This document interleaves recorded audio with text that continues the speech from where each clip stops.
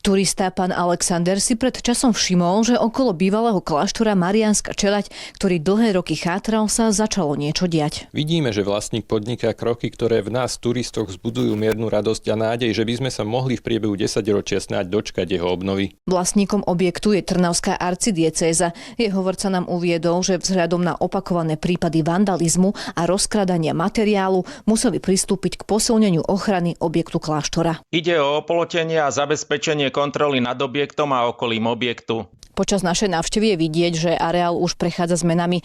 V okolí kláštora sú vypilené dreviny, pred vstupom je rampa, no areál zatiaľ oplotený nie je.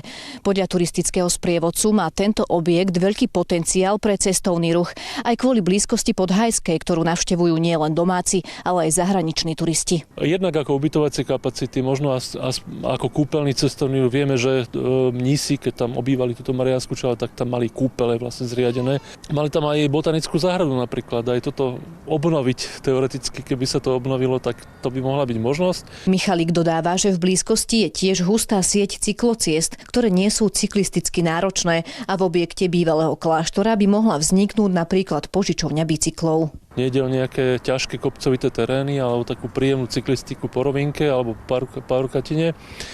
No a rovnako možnosť robiť nejakých autokarových zájazdov do Vinohradníckej oblasti Strekova napríklad. Či sa historický objekt dočká aj rekonštrukcie, zatiaľ jasné nie je. Podľa hovorcu Trnavskej arcidiecézy v súčasnosti prebieha odborné vyhodnocovanie technického stavu budovy a zabezpečenie jej pamiatkovej ochrany. O ďalšom postupe a konkrétnych krokoch budeme verejnosť informovať po ukončení prebiehajúceho konania. Po rokoch chátrania tak svitá pre kláštor prvá nádej, že by sa jeho osud mohol začať meniť. Situáciu budeme aj ďalej sledovať. Soňa Šimorová, televízia Nitrička.